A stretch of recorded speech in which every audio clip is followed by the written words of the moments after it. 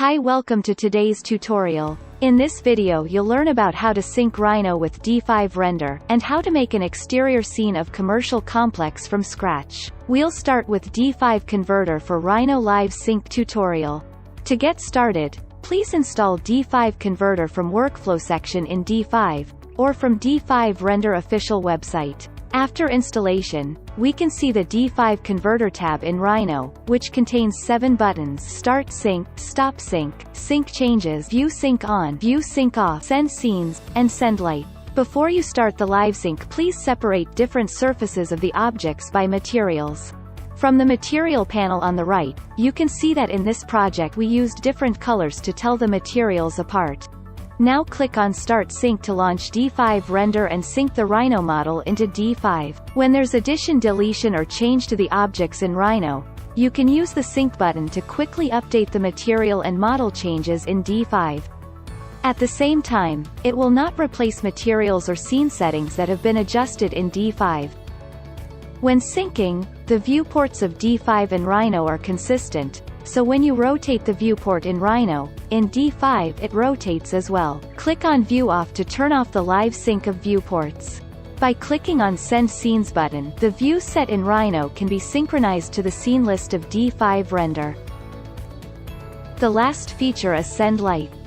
To demonstrate it clearly, let's switch to wireframe view, and now you can see that there is already a group of lights in Rhino. Click Send Lights, and this set of lights will be synchronized to D5 and appear in the resource list as a group. You can adjust the light parameters either individually or in batch, such as attenuation radius, intensity, color temperature, color, visibility in reflection, and size. We've now covered the features and basics of D5 converter for Rhino. Other than LiveSync, D5 render support directly importing 3D files as well. In this case, we divide the project into 3 parts: building, ground and light.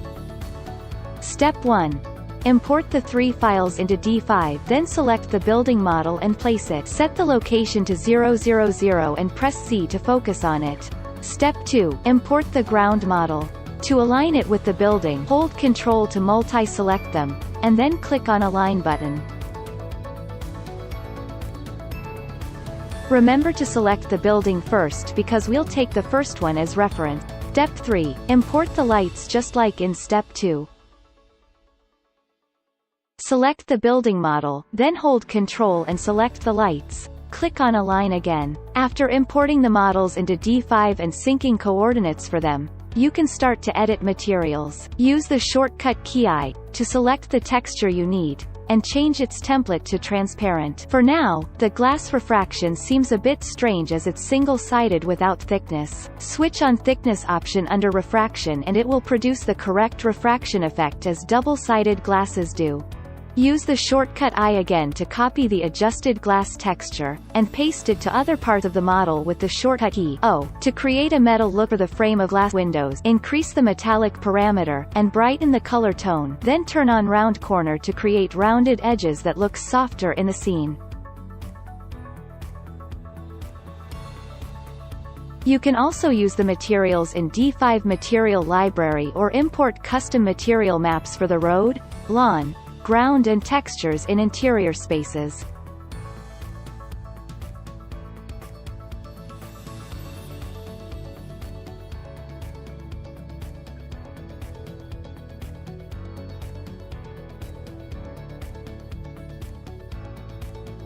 After editing the textures, let's adjust the overall environment. First, import custom HDRI for the general lighting effect. Then turn on fog effect with a tint of blue, making the scene more atmospheric. When making post-processing in the effect panel, it's recommended to turn off auto exposure first. Adjust exposure and white balance properly. Make sure the scene won't be too bright or too warm. If used wisely, bloom, vignette and chromatic aberration will make the scene much more realistic yet artistic. LUTs can help you create different vibes for the scene. You can also adjust other parameters like contrast and saturation as you like. The final step is to turn on precipitation in environment, weather. Adjust the strength of rain to 0, and the level of puddle to 0.3. This will create an after rain ponding effect on the road. After finishing the environment and effect settings, don't forget to save the changes by clicking on the Update Scene button. Moving on to more details and decoration of the scene. You can use buildings and plants from D5 model library. Brush tool comes in handy for it quickly places the plants in the scene. Remember to set a proper brush size before painting. For lawns, you can set the radius of brush to maximum so as to activate scatter tool. Press shift and click on a model to add plants. Repeat this step if you need more grass for the lawn. Before placing a plant into the scene, you can use smart placement to rotate and resize its model by pressing the shortcuts R and C, while dragging the mouse.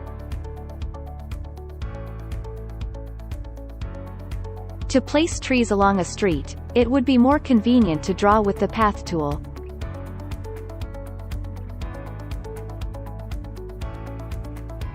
Path tool also works well with character models.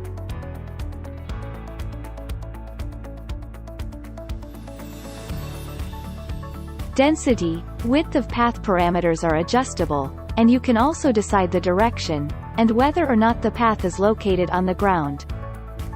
Apart from plants and characters, there are a lot of landscape assets from D5 for you to enrich the scene. An even easier way here is to add a sphere model from D5 model library, basic model. You can adjust its size and texture. Turn on emissive, and it turns into a simple but beautiful landscape light.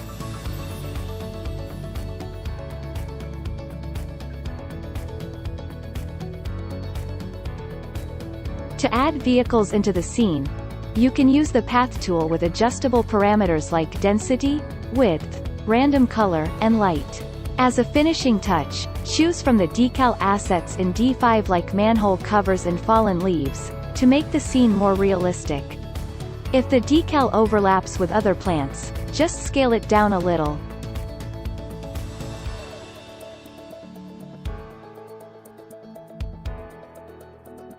This is it. It's time to render. For image rendering, channel export including Material ID, ambient occlusion are supported. For animation making, click the video button on the upper right. Set camera shots, add keyframes for the characters.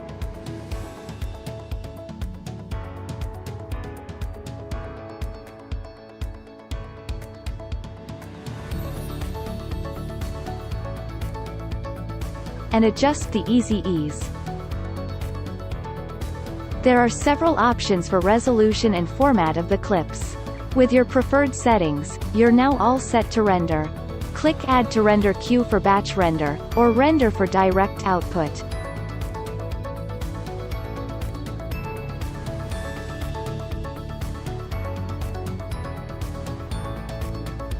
That completes our tutorial for Rhino D5 workflow. Thanks for watching.